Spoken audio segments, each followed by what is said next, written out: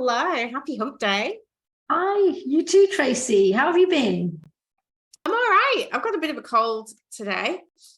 So I've been Oh, sipping, and I'm like a man with the cold. I'm like, oh, so terrible. It's because I never get sick. So I'm not used to being sick. I'm used to being like feeling great. Oh, lucky me. also, So when you say you're being like a man, are you saying like, is it like a soldiering? I'm being stereotypical. Yeah, rather than prejudice. Because it can either go two ways. It can either go being a typical man as in soldiering on, or being a typical man whereby you're denying the illness.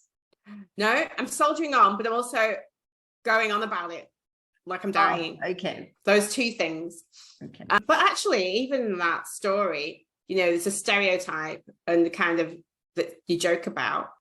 Apparently, and I don't know, I haven't looked at the research, but apparently there was research to say that men have a lower pain tolerance than women. So they did feel it. It did feel a lot worse to them when they were sick. I see.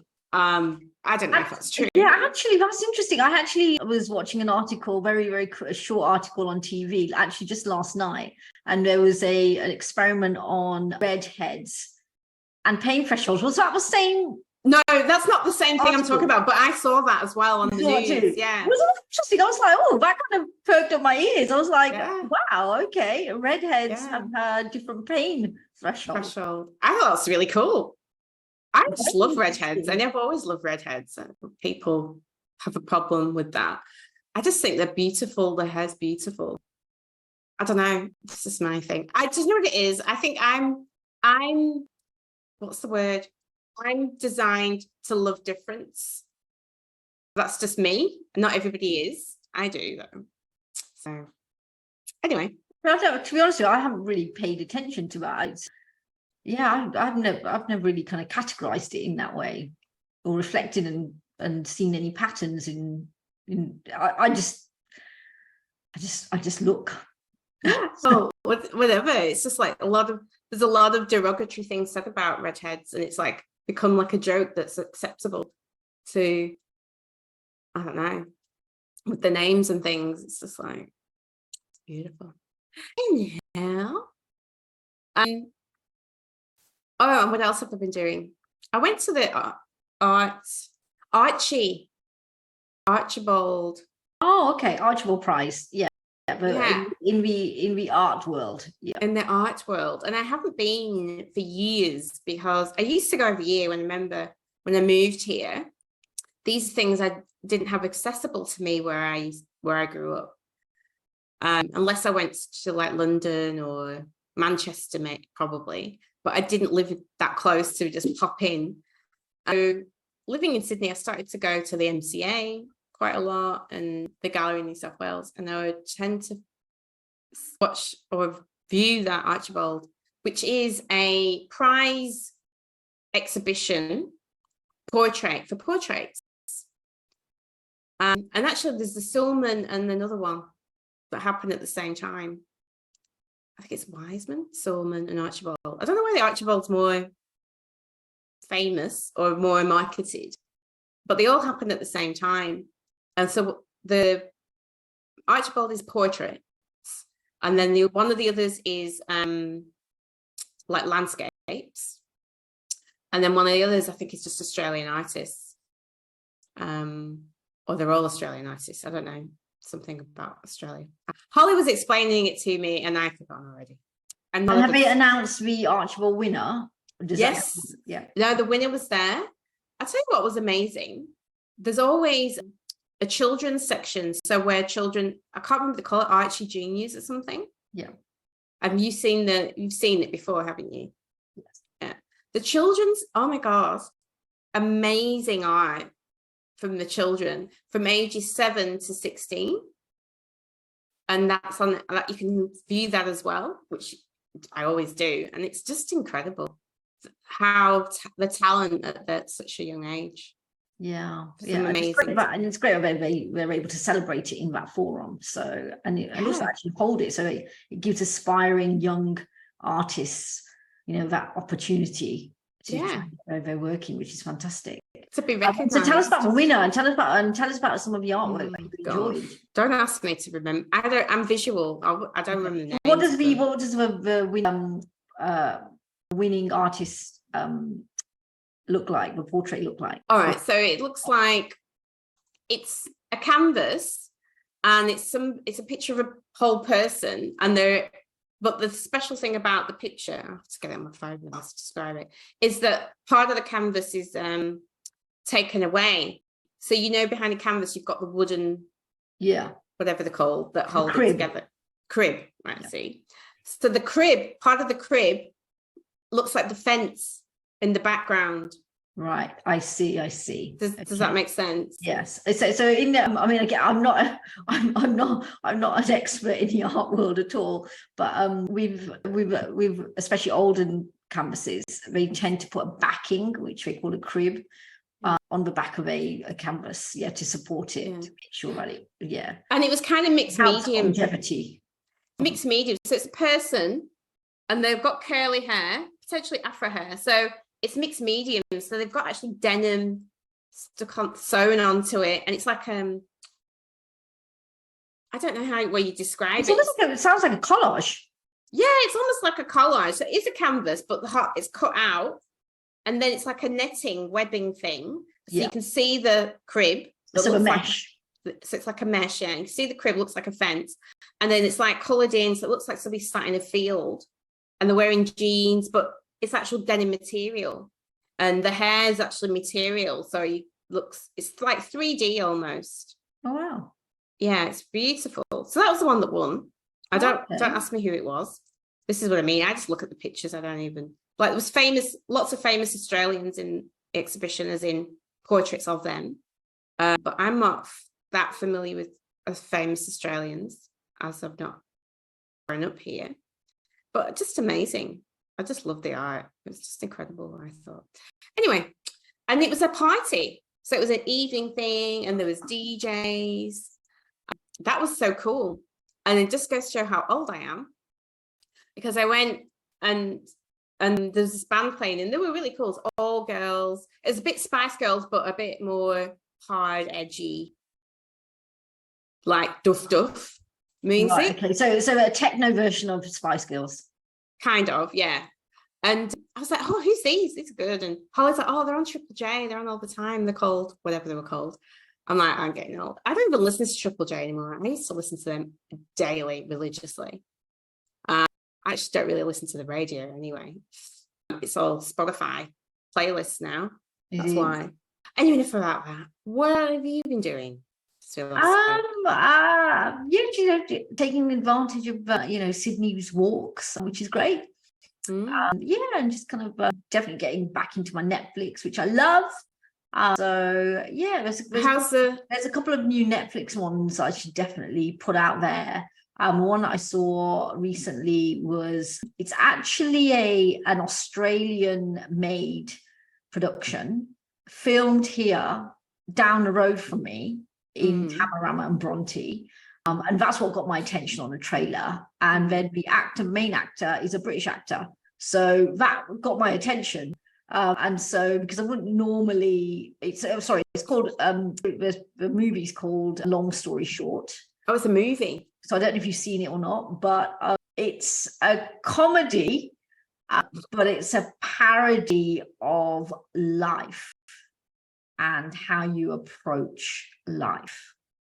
Okay. And it's set in the eastern suburbs, and it's the main character is a British guy. The rest of the cast are all Australian, and it's literally filmed here down the road in Tamarama. And so places where it was filmed, when I was watching it, it was really strange because this is where I live, kind of thing. It was really quite surreal, and I could definitely relate to a film. So long story short, I'd highly recommend it. It's not something I usually look at, but I did, and I absolutely loved it. All right, I'll check it out then. And then the other one I'd recommend, I think you'd like this actually, Tracy, because it's a series, and it's called Survival of the Thickest. I see that advertised a lot. And it's really good. It's quite quirky, and it's not quirky. It's sassy, but it's badass. Sassy badass. Is it American? And again, it's not something that I normally be drawn into straight away. It came up as a recommendation on my account. Thought I'd give it a go. And yeah, it was the first episode really kind of got me in. I was like, actually, it was like, I think it was about eight episodes, and they're fairly short.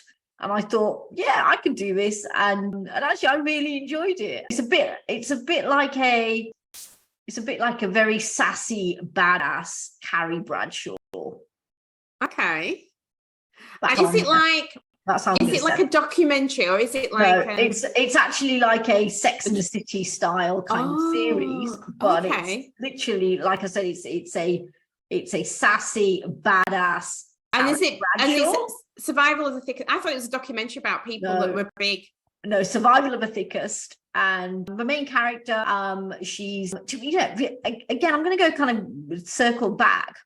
I hate what I was saying, but again, it's like going full circle on the start of this podcast, when we're talking about how we see people. And I didn't even, so for me, even with a title, I didn't even it's only when I was watching a few series, I was like, oh, I get it. That's why, what episodes? I was like thinking, oh, that's why it's called Survival of the Thickest, because it's about a big girl. Yeah. Even after the first episode and I watched it, I wasn't thinking about, oh, she's a big girl.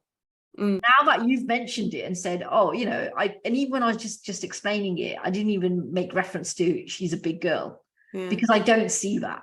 That's the way I see it. I just see things literally as they are. But you must hear other. You're not in a bubble. Yeah, I do, but I don't like it. Like I said, I don't tend to categorize or label. I just see it as they are, and I'm, like, for example, survival of the thickest. I was simply enjoying it. I wasn't, because I wasn't even really thinking about, oh, she's a big girl, and this, it wasn't really that. It's only until I was watching a few episodes in and that topic came up. And even actually the topic didn't really come up, the reason why the series is quite badass and sassy is because she owns what she looks like. And she doesn't really come up that much. A topic that did come up was the Black Lives Matter. And that was the only kind of, that was the only kind of real, that issue that really stood out for me in that series. But even that, they touched on it for maybe one episode. But like I said, it's lighthearted, and it's humor, and it's like that it's kind of like a Sex and the City feel to it. You follow the journey of the main character, and as you mentioned, she is a bigger girl, but that she doesn't make that. So it's not about that. Yeah. Well, it's the way she just owns herself, and the way that she gets into, like I said, I don't want to give out any spoilers, but something happens to her in the beginning of her journey, and she can go in a few ways. She can, she takes us on that journey with her about how she navigates through that, and the story then unfolds. And that's what I'm saying. It's very short series, and so I definitely recommend that. Well, it's number 2 on Netflix, and it keeps popping up. Is it really? Yeah, it keeps popping up. So I've noticed it, and the reason I noticed she was big is because I'm always like, well, why? What's the title about? I honestly thought it was a documentary about bigger people. I don't know. I didn't know, because I didn't read it. So when it comes to language, that's the other thing. It's like, when you say, oh, something so thick, that could be really quite badass. Something so thick, as in like, that could be so big. You don't know what kind of, that word. I guess it depends what context you've heard it used in. Yeah, that's it. And I've heard it used in many contexts. So I didn't necessarily think about, oh, she's a big girl.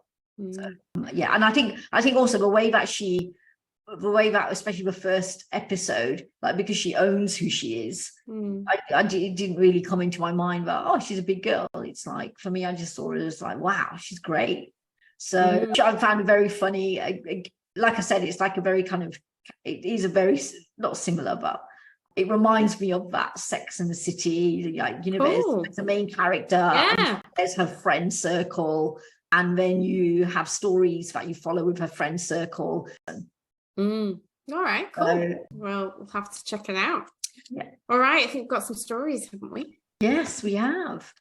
So the first story that we're going to be kicking off with, excuse the pun, is around Women's World Cup. Oh yeah, the Women's World Cup. So before you get into the story, like the Women's World Cup is being held in Australia, right, this year? That's right, yes.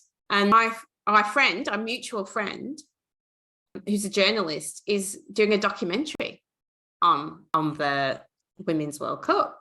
So I'm just giving a shout out to Joanna Lester, who's our friend Jojo, who's been asked to do a documentary on them. So I think that's pretty cool. That is amazing. Yeah, well, Jo is a very talented journalist, and a filmmaker. So the Women's World Cup would be silly not to ask Jo to be involved.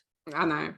And so she's invited me to a match, Jamaica versus France. That's the this one, week. Yeah, I'm going to go to that. But I think I should go to Nigeria because it's Nigeria. Of course. And when the UK play, I might go and watch them because there's free viewings at the stadium near me. Go and watch for free on the screen, of course. So I might get into it. And I'm really on the news coverage. There's a couple of things that were amazing to me. The kids, the young boys watching and getting excited about it, the young girls watching and getting excited about it, especially some of the things they're saying. Things like, oh my God, you can do it, she can do anything, I can do anything, that kind of attitude that you don't generally hear. I've never heard it before. And I just think that's really beautiful to have that game celebrated here in that way, and the kids getting so excited. But also, I don't know if you saw what France put out. France put out a promotional video of their team. Oh, okay. No, I didn't see this. I didn't see it. It was on the news because it was amazing. And what they did is they took footage of the women playing and they AI'd it to put men's heads on. So they were showing all the clips of the football. And they're going, look at this game. Don't you want to watch this game? Isn't it cool? Look at the players are so great. Or something like that. Yeah. And it was like, and they were fast and they were going, and it's like, yeah. And then at the end, they changed it back. And the point that we're trying to make is women's football is just as exciting as men's, because that's a common misconception. Is like, oh, it's not as good, or they're not as fast, or whatever. I've heard that actually. I've heard a guy tell me, oh, the game's not as fast, or but if you look at the professionals, they're just as good. And that video just proves it. And I just thought it was so clever. Oh, it does sound clever. I'll have to have a look at that. So, and I like the French. And I think coming from a creative background, it's really interesting that they've used that, or they've taken on that perspective, and how they found a solution to it. How they found how the production team found a creative solution to something. To a perspective that was obviously put forward to them, matching that brief. And it's interesting too, because I mean, this time last year, I suppose I should ask you, Tracy, because this time last year I wasn't here in Australia. I was back in the UK, and that was when the Women's World Cup. So that was when the UK won the World Cup, and that kind of atmosphere was very rife, especially in London. And I remember that weekend when the women's team were playing, and there were so many people like gathering to parks, and because they had big screens on, and they even filtered the storyline into Coronation Street. EastEnders, for example, because a lot of soaps in the UK, the two top soaps in the UK, they tend to promote or bleed in storylines which reflect what's happening socially. So there were storylines around girls playing football, and there was this really great positive atmosphere. And like you said, a lot of these kind of a lot of sharing of, we can do anything, that kind of attitude, and which is fantastic. And that was all last year, and that was happening last year in London. And how you just explained it, like over here, and I know that when Matildas were playing last year, like what was the atmosphere like over here this time last year when that was also going on? I don't know, because it wasn't a World Cup here. Like the World Cup's hosted here, so it becomes a bigger deal. So I don't know, because I'm not a football follower, so or soccer. Okay. So I don't know. So this time last year it was like that over in London. So it's great to see that that's now happening. It is. Yeah. Australia. It is. I just thought I'd mention that for you. Yeah. Yeah. So this storyline, it's from thenews.com.au. I'll read it out. The headline is "Enormous Pay Disparity in Women's World Cup Exposed." And the article says, "All eyes are on Women's World Cup, but new research has revealed a dark truth for every player. As the globe turns its collective focus towards the 2023 FIFA Women's World Cup, a spotlight has been shone on the enormity in pay difference between the men and women's teams. While it would come as no surprise to most that some inequity still exists in 2023, the true extent of the disparity will likely come as a shock." So let's go on to see what this article says about that. The country with the biggest gender pay gap in terms of average team salary, according to Oddspedia research, was revealed to be England, which has an astronomical gap of minus 2,425%. While the men's World Cup team has an average team salary of $13.5 million, the Women's World Cup, the second favourites to win, takes home peanuts in comparison with just $532,000. The US World Cup team, which is at the top of the list to win, has a gender pay gap of minus 739%, which is representative of more than $2.5 million. The US Women's World Cup team's average team salary is even less than England at $341,000, while the men earn just shy of $3 million at $2,865,000. The Australians aren't much better, with a gender pay gap of minus 549%, and the average team salary for the men being $836,000 to the women's $128,000. So the article goes on to give some more stats around the world, including from Argentina, Morocco, and Portugal. But is the UK worse overall? It said that England is the worst in comparison. Oh, okay. And the article goes on to say collective bargaining has allowed us to ensure we now get the same conditions as the Socceroos, which is the professional Australian men's team. With one exception, FIFA will still only offer women 1/4 as much prize money as men for the same achievement, the players said. So I suppose with this article, I suppose it kind of brings, I think it's common knowledge that female football players earn less than male football players. And I suppose that also is reflected in the advert that you mentioned, Tracy, just now. And I suppose it's highlighting that gender pay discrimination is blatant in female sports, i.e. football. And so, and in comparison, if we saw it in the workplace here, let's say, for example, there was a Department of Technology, and which was made up of all males, and then a female technical engineer comes on board, and let's say she's paid $180,000, whereas her male counterparts are paid $538,000. So, what would that look like? Would that be acceptable, or how is that managed in the workplace in comparison to, how FIFA is dealing with this pay gap?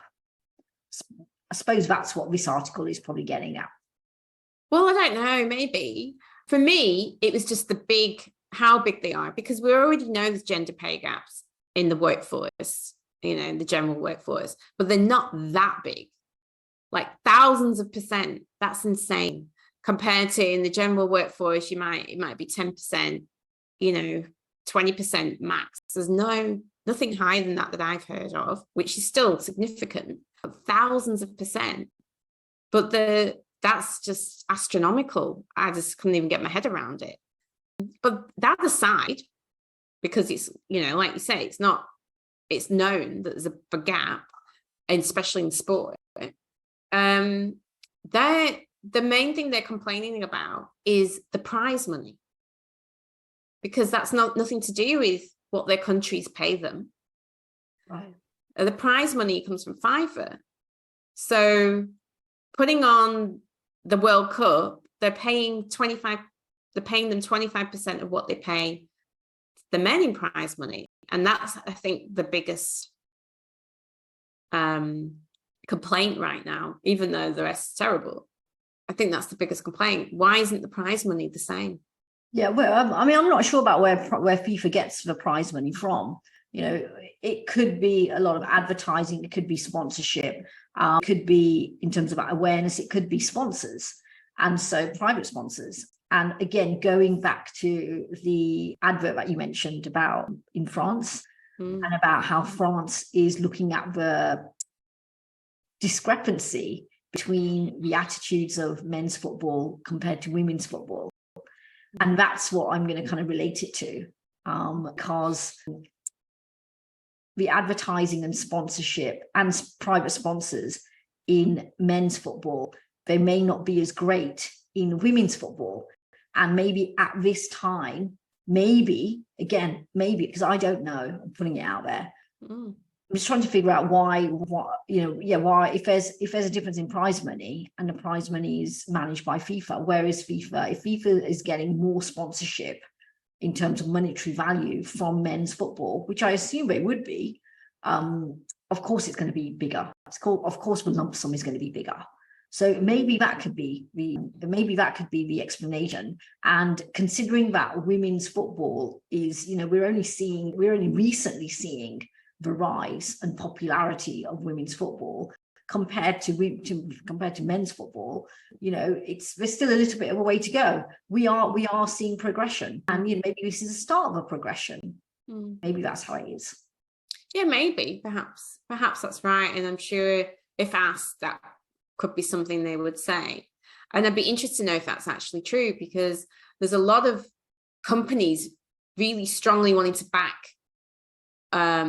gender equality initiatives and to be seen to do that. So they're getting a lot of sponsorship from major players because of that. So I don't know if it's strictly true that the sponsorship's that different, but even if it was, the guys that run, they're getting masses and massive of profits. So it's not like they don't have the money to pay them the same. It might eat into their profits, mind, more than the men's, if that was true. But they have the money to pay them more than 25%. Yeah. Do you know what I mean? Yeah, exactly. Well, yeah. Well, we don't know. This is the thing, we're speculating here. We just don't know. I mean, what I do know is that the money that is ploughed into men's football is massively different to the money that is ploughed into women's football. There's a massive gap there. That is one thing I am certain of. Is one thing I'm definitely certain of. I remember back, one of my first jobs was with ITV Digital, and I was working in the sports department, and that was in 1999. So we're talking almost 25 years ago. But there was no money in women's sport. Exactly. No money. That was 25 years ago. Yeah, exactly. So that's why I'm saying is that one thing that I don't know about where FIFA is getting their money from, but what I do know is that in terms of sponsorships, private sponsorships, which is where a percentage of FIFA's money is likely to be coming from. There's a massive amount of money going into men's football, and absolutely. In comparison, there isn't that much money going into women's football. But we don't know. That's where that gap is, and because, like you said, 25 years ago, a lot's changed. Yeah, exactly. But maybe, and we're seeing a little bit of that change. One thing that I do like is that, last year when it came to the England Women's World Cup and England winning, I remember there was a comment made saying that because England haven't won the World Cup in so many years and have been waiting and we come so close. I remember there was a comment made saying, if you need a job done well, you've got to send in the women. And I loved that. That was great. That was so funny because it was spot on. So that's what I think I'd probably end that article discussion with. Okay. Oh, so funny. Actually, I remember that because I remember you talking about how, because you were really into watching it, were getting up at silly times to watch it. Yes, though I was in England last year, and that was great because I didn't, I was able to join in with the Women's World Cup celebration, so it's fantastic. But when it comes to the men's football, which I'm really interested in, is so I get up silly times. I get up silly times here in Australia, especially when it's England playing. So there you go. I have to put post-it notes on my front door of my flat, because lots of screaming tends to happen at about 4 o'clock, 5 o'clock in the morning. So in case one of my neighbours comes over and wants to knock on my door and say, "Can you keep the volume down?" I actually put post-it notes saying England are playing. Actually, on that note, when the men's team were playing, they had similar in our building because there's Brazilians live here, and then obviously Brazil, I don't know, they're generally in the World Cup. So one of the top teams. So similarly here, they were getting up. You could actually hear having a parties at silly times. It's a great atmosphere. It really is. It really is. And that's what I love about it. That is a great thing about football, is that, and sport, it brings people together, which is fantastic. And I know over here in the eastern suburbs, around 6-7 o'clock in the morning, after all the penalty shootouts and all the heartbreak, you can go for a walk and you see people wearing their England shirts, and you just kind of put your hand up, or you do a little salute. It definitely it brings people together, and that's something that I did last year in the UK. I remember going down to Lou and just having like loads of just like these guys in their England shirts last year. They got together in groups, and to back the women's football. So it's beautiful. It's great, really great atmosphere. So talking of bringing people together, this story warmed my heart. I brought a few tears actually when I read it, but I was feeling emotional. So story is from Today, which is a US news outlet. I think they have it's a TV show, but they have a website. And the title or the headline of this story says, "She asked for a toy that looked like her adopted son and never expected this response." And it's just a beautiful, beautiful story. And it says, when 5-year-old Archie Kaufman walks down a toy aisle, he rarely sees himself reflected in the rows of figurines. When there aren't toys like him, he asks why. Nikki Kaufman, Archie's mom, it's American, tells Today. So Nikki is his mum, adopted mum, and Archie obviously doesn't look like his adopted mother. When asked what it feels like to not see toys that look like him, Archie says it feels not good. Everyone should have that, the little boy tells Today. It makes him happy. So when Archie received a surprise gift from Fisher-Price, a little people toy designed to look just like him, he experienced that happiness firsthand. And there's a picture of Archie. And when I saw the picture, I think he's like 5 years old. I thought he dyed his hair. What colour is his hair? Because his hair looks like strawberry blonde, like ginger even, strawberry blonde ginger. I'd never seen a black child with ginger hair. Oh yeah, that's a good point. I've seen black kids with blonde hair. Have you? Like, you mean like Papua New Guinea kind of? Yeah. So I like it's lighter hair. Yeah, I've seen. Yeah. Well, anyway, I was like, wow. And he's just, the picture's beautiful. It's his smiley face. He's lost his two front teeth. He's wearing like a white jumper with his name stitched on it, Archer, and he's so happy. And his mom says, I opened the box and started crying. Archer asked why, and I said, Archer, they made you. And his little jaw dropped, and he snatched the box out of my hands, whipped around and shouted, "It's me!" Also, Fisher-Price made a bespoke doll. They did, just like Archie. Did they call it the Archie? They should put that out there on the shelves. Call it the Archie. It is. It's so beautiful. And Nikki and her husband adopted Archer shortly after he was born. Nikki couldn't have a baby, and they matched with the birth mother, which is beautiful, and they're still in touch with the birth mother. That's part of the story. And there's a picture of him as a little baby, so cute.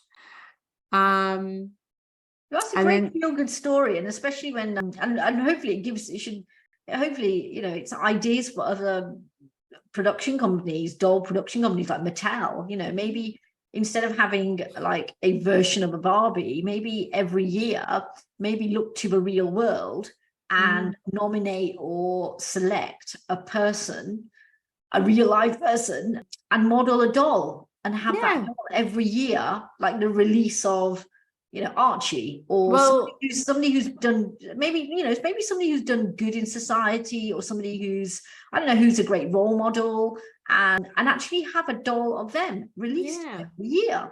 Well, this is what's good about the story. I'll keep reading. She says, when someone makes that sacrifice, she's talking about the birth mom, for your dreams to come true, you do everything you can to live up to that choice. And it's a complicated, huge responsibility when you're a white parent adopting a child of another race. We knew that going in, and I knew how important it would be for us to make sure that he could see himself. For 5 years, Nikki has searched for toys, books, and holiday decorations that look more like her son. And when a company succeeds in providing diverse toys and products, she contacts them to say thank you. So when a company fails, she sends a letter politely asking them to do better. And on Archie's 5th birthday, Nikki decided to ask people to donate diverse and inclusive toys, books, and art supplies to Archie's predominantly white preschool. Many of the donations were Fisher-Price's Little People figurines, featuring children with different skin tones, hair textures, and physical abilities. And what is hard to find is a toy with brown skin and red hair, Nikki says. So I wrote to Fisher-Price, thanked them profusely for the work they were doing, and then left a PS that said something like, if you ever decide to design a little person with brown skin and red hair, please let us know. So this is what happened. She got a letter from the vice president of design at Fisher-Price, who said that your story has been shared with everyone who worked on the Little People figurines you mentioned. And to say that it made our day would be an understatement. You and Archer have inspired us. We know that when kids play with our little people, they are playing out scenarios they see in the world around them. And feeling like they are part of that world is critical. And the email ended with this vice president asking the family's address so they could make sure Archer and his school have the full representation of our little people figures. So then she received a special box from the Fisher-Price with a letter on top, frameable, with a picture of the new doll, signed by everybody in the design department, and the little figurine. And the figurine even has the outfit he was wearing in the photograph. Like they even made the outfit and the shorts. So cute. They got his hair perfect. And it's the amount of work and effort they put into the toy is astounding. That's what his mum says. It's like, oh my God, it's really, really beautiful. And this was like a thing from Fisher. They said that we felt such a sense of pride knowing we had impacted this one family. How could anyone not be inspired by both Nikki's letter and that beautiful photo of Archer? It means everything to us, that feeling of joy and excitement we see on every child's face when interacting or playing with one of our toys is the reason we do what we do. And then another employee at Fisher-Price reached out to Nikki, Archer's mum, on Instagram personally, and she said that I have a little Archer on my desk. They literally ordered one for each of their staff. So that was it. And then I want to read this bit because it's to the point of his adoptive mum saying, not seeing color does not help. So Nikki says, Archer's Little People's figurine is so much more than a toy. It's a reminder that representation matters. I worry about things I can't control. I worry about him getting killed by the police or people viewing him as an adult. She says, adding that Archer is big for his age.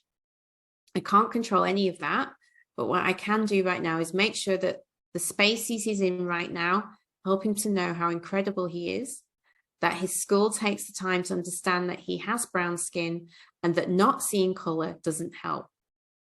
I need them to have toys and books that look like Archie, because that's how they understand that brown skin isn't less than. And I'm in a really unique position as a white woman with a black kid to help people understand why representation matters. Black parents are tired and they already know it's important. Archie has continued to donate little people toys with brown skin like me to his preschool and his friends to enjoy. And then it ends with saying that his comment, Archie says, "I got an Archie army." And that was I like that, Archie army. That's yeah. great. I like that. That's beautiful. Yeah. And that's the thing about saying, I don't see color, or I don't see it. It can imply that you don't recognize the challenges that they experience in everyday world in their lives, and that they have to overcome because of that color or whatever it might be. And I think that's why it's so important to have representation, and so important to see these things. I think also on the flip side, it's a case of like, so for example, when I say I don't see when, like, for example, I was explaining the Netflix scenario with the episode where my mind didn't go automatically into, oh, she's a big girl. No, I understand what you were saying. That there isn't any discrimination. I don't see people. I see things at face value. So I think it's also, it's not necessarily a bad thing to say, oh, you don't see color. I don't negate the challenges bigger people or people of color or people of red hair have gone through. I simply see them as face value. I get that. I think that's yeah, important. I get what you're saying. Yeah, totally understand. Just understand that that's how it could be interpreted as well. When that's what those exact words. If somebody says to me, "I don't see color," but I didn't say it as, that's not what I led with. No, I'm talking about that actual phrase. I'm just talking about that phrase. I don't see, or I don't see, can be interpreted that way. Yeah, and lots of things can be interpreted in lots of different ways, and so when I said I don't see color, is because I was. Oh, you didn't say that. Because if I was asked, oh, didn't you see that? Didn't you think about it in the title? Didn't you see that? That's not where my mind went, because I didn't have that banner of labeling or that type of thing. It's literally taking people's face value, and isn't that what everyone wants to be taken as? At face value? It is, absolutely. And if the world was like that would be great. But it isn't. Yeah, and maybe I live in an ideal world scenario, or maybe I was rose-tinted spectacles. But again, I don't want to be made to feel like I'm walking on eggshells if I'm, every time I'm having a conversation around, okay, how can this be interpreted? It's like, especially if I'm seeing things at face value, then I don't want to be seen as though, I don't want to feel as though I'm walking on eggshells, because even seeing things at face value, if seeing things at face value can also be misinterpreted, then where will we end up? Well, it's not misinterpreted, because that's what some people that say that's what they mean. They just think, I don't see, that's what they mean. That's exactly what they're saying. And the evidence is there. I don't see color, so I don't need to think about any initiatives to change systemic racism, if we're talking about color. Again, specifically. It's how it's interpreted, it's how it's coming from. So, it's quite a sensitive area whereby someone can be feeling as though, okay, well, you're walking on eggshells, when they didn't mean that.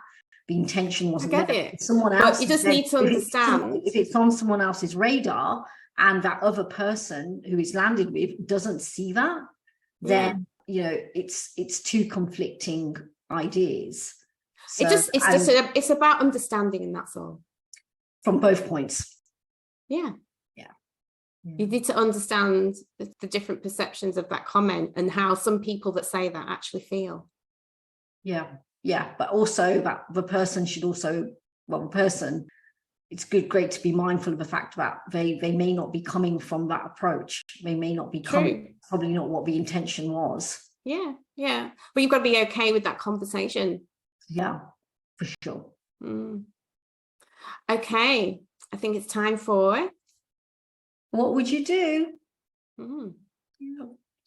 So what would you do that came up this week is sorry, what would you do? Sorry. The conversation that came up this week was friend of my friend is a head at a private prestigious boys' school, and a few months ago a pupil announced that they were embarking on their transition journey, and the parents of a pupil have paid the yearly fees, and it's a prestigious school, the fees are astronomically high, but the parents have already paid the yearly fees.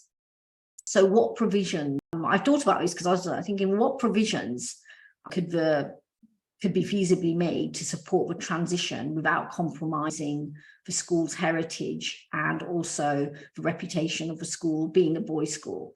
So what would you do in that situation? Like, yeah, how could the school handle that situation? Well, you know, I'm not a teacher, I'm not a principal, I don't know what the rules are.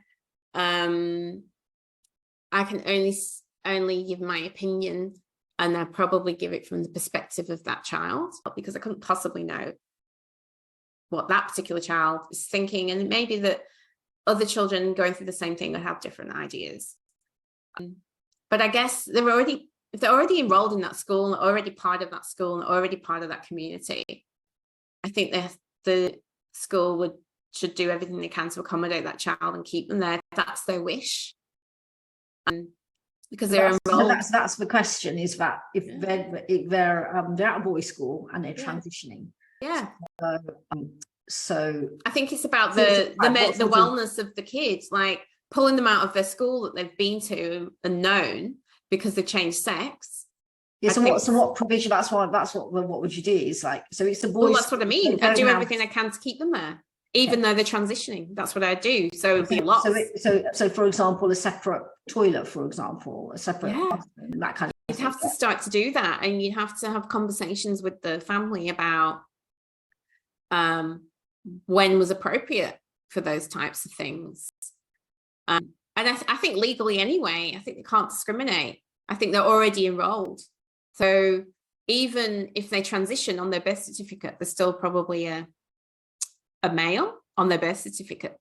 So legally they can't, I don't think they've got a leg to stand on anyway. If they decided, oh, you're a girl now, go to girls' school, I don't think they'd be allowed to do that. I think it would have to be a discussion and a choice with the family and the child of what they wanted to do. So yeah, and they would have to do all those things that you said. They'd have to change, they'd have to have different separate facilities. There'd be a lot. It'd be a big deal for school to have to deal with that. We're probably likely to be seeing more of that, aren't we? I don't know. I really don't know. Maybe. Maybe, yeah. Well, it's an interesting thing. So let's see, watch this space to see how this story kind of unfolds and ends up maybe becoming more common. I guess it would be just be that. Yeah, instead of having boys and girls school, maybe instead of having boys schools and girls school, maybe it will be in the future that those will be eradicated. Maybe. I mean, I don't really understand the need for separating the sexes. I think it's this is just my personal opinion. Maybe there's research or evidence to show that it's beneficial to the children to separate them. I didn't go to a single sex school. I always went to co-ed schools. And I just feel like we live in a world with men and women. And so we have to learn how to learn. We have to learn how to learn. We have to learn how to grow. We have to learn how to develop. We have to learn how to interact with the opposite sex. So I don't know if having separate sex schools at that time is really valuable. But like I say, I don't know. There must be, I'm assuming there's some research or evidence to show that it's somehow beneficial. And maybe it's about, going through puberty at that time, that particular time in your life, lots going on, hormones, and maybe it's easier to focus on your work without the opposite sex. I don't know. I have no idea what the rationale is for it. Yeah, I mean, it's interesting because, you know, there's always been boys' schools, there's always been all girls' schools, and it's going to be interesting to see, you know, in situations where there is gender transition journeys, to see how these two institutions will manage that. Yeah, will be. But then, yeah, if you want my opinion, the school work with the child to accommodate the child and their wishes, and that it may mean, yeah, you'd have to separate things. It'd be interesting to know how the other kids react. I'd be interested to know about that. Yeah. Because it might be great, because they might be really accepting and embracing this person they know and it's part of their community. It may not matter to them, or it might be weird. I don't know. Who knows? So yeah, so there we go. What would you do? Thank you for that one. Yeah. What would you do? Actually, you know, you never answered the question. What would you do? Well, I can see it from both sides, really. So I can see it from a parent's side and the child's side, in the sense that, okay, well, it's a tricky one, because, you know, it's an environment which is one sex, one gender, and it's always been that way. And then you have a person in that, being in that environment, who's then transitioning. So it's a difficult one, or not difficult one, a tricky one to then navigate through. So yeah, it'd be a case of having conversations around, you know, what is possible, what's not possible, and then just working through. Okay. All right, cool. Yeah. All right. Yeah, well, like I said, I don't know the rationales for these things. I don't buy into, because something's always been that one way, it has to stay that way. But I don't know the reasons. So it is a tricky one in this day and age. You're right. Well, for me, it's an interesting one for me, because for me, it's interesting because, you know, we talk about development, we talk about progression, and also, you know, we talk about inclusion. And so taking the stance of a boys' school and only boys' school and only girls' school, and then kind of having that concept in the topic matter of gender transition. It's like, that's like I said, it's an interesting one. It's an interesting one to see how that's going to evolve, how that will change the landscape of all boys' schools and all girls' schools. Yeah, because it's going to be a thing, isn't it? You're right. Probably going to see more of it. Yeah, it's good. I wonder what other people think.